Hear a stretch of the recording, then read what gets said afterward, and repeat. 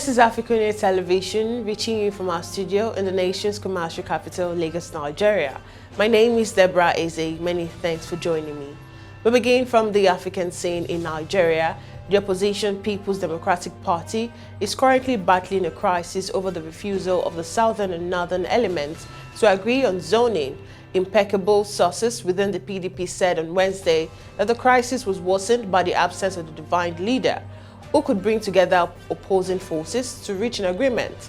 It was less than northern leaders who were demanding that the presidential tickets of the party should be thrown open hinged their hope on the fact that a northerner would emerge as the party flag bearer. It was also gathered that they argued that by the time the president, Muhammadu Buhari, concluded his 8-year tenure, the North would have spent 11 years in power if the late President Umaru Yar'Adua's 3-year tenure was added. This, they argued, would be short of a total of 13 years spent by former Presidents Olusegun Obasanjo and Goodluck Jonathan. Meanwhile, the Delta State Governor, Dr. Ifeanyi Okowa, has stated that no zone has been barred from contesting the presidency on the platform of the PDP. And still in Nigeria, kidnapped managing director of the Bank of Agriculture, Alwan Ali Hassan, was released in the spirit of Ramadan, his captor have said. The terrorist made this known in an 81-second video posted on Twitter by senior conflict analyst at the Tony Blair Institute, Bulama Bukati. In the video, Ali Hassan was flanked by 4 heavily armed men dressed in military camouflage. After a short prayer and praise of God, one of the terrorists said, "We are the ones who kidnapped the people on the train. We decided to release this man because of the honor of the month of Ramadan and because he is old. He has been pleading since we kidnapped him." The Kaduna-bound train officially had over 362 passengers, but unconfirmed reports claim the passengers were more than that. Some of the passengers have been confirmed dead, scores injured, and others in the den of vicious terrorists who have launched daring attacks in Kaduna in the last 2 weeks. Away from Nigeria, in Tunisia, President Saied has outlined new changes in parliamentary voting in elections expected to be held in December. On Wednesday, Saied said the voting will take place in 2 rounds and people will vote for individuals rather than lists as in previous election. His new comment comes days after he dissolved parliament and may suggest that he is moving forward with political changes. The political crisis intensified last week when more than half the members of parliament held an online section to revoke Said's decree. The Tunisian president responded by dissolving parliament and imposing one-man rule as opponents described his action as a coup. Now in Burkina Faso, former President Blaise Campore was sentenced to life in prison over Sankara murder on Wednesday. The verdict comes 6 months after the trial of 14 accused in the assassination of Burkina Faso's revered Pan-African leader started.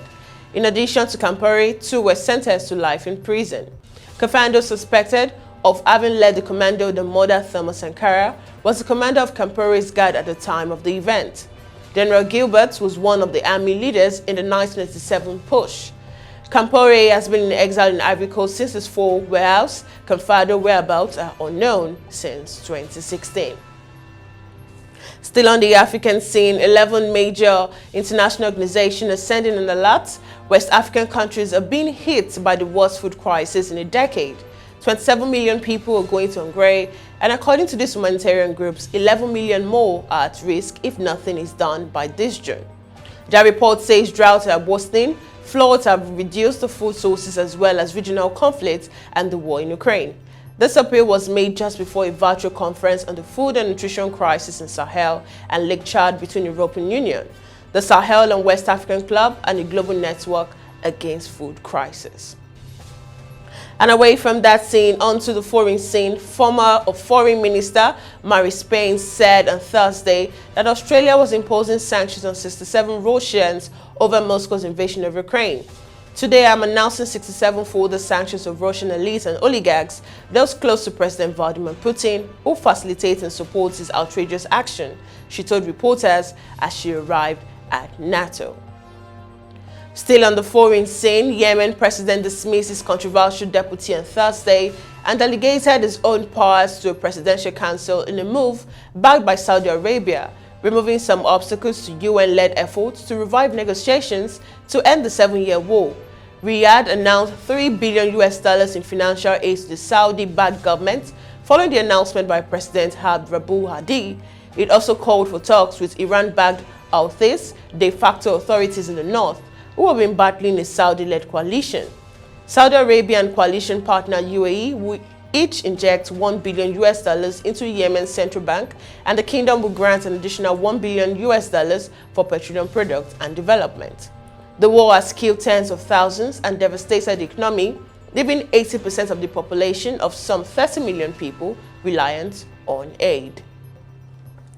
And more updates from the foreign scene. European Union nations should speed up negotiation on new climate change policies and also increase the ambition of those proposals to quit Russian fossil fuel as soon as possible, 11 countries said on Thursday.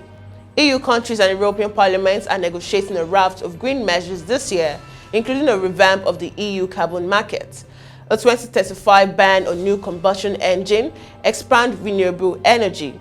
The proposal is designed to cut EU greenhouse gas emissions 55% by 2030 from 1990 levels, but their links to energy security have come in the spotlight as the bloc seeks to end its reliance on Russian fuels by 2027, partly through renewable energy and energy savings, in response to Russia's invasion of Ukraine.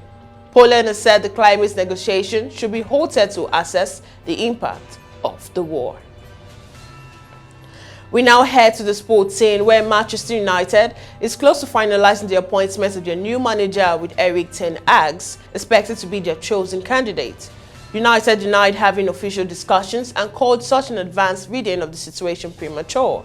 The club has stuck to that line, insisting no deal has been done with anyone, and United's position is also that the process is still underway with multiple candidates and they will not be providing running commentary on it. Ten Hag has a year left with his highest contract, but excellent relations between the club have made talks more straightforward, and the invisible club will not stand in his way. And finally, Thomas Tuchel considered Chelsea Champions League defense was dead in the water after Real Madrid laid their defensive fatalities bare to seize a 3-1 quarter-final advantage. The reigning European champions must overturn the 2-goal deficit in next week's return to have any chance of defending their crown, after Benzema scored 2 extraordinary first-half headers and punished Mendy's error to leave 13-time winners Real in control, after his hat-trick in successive Champions League outings.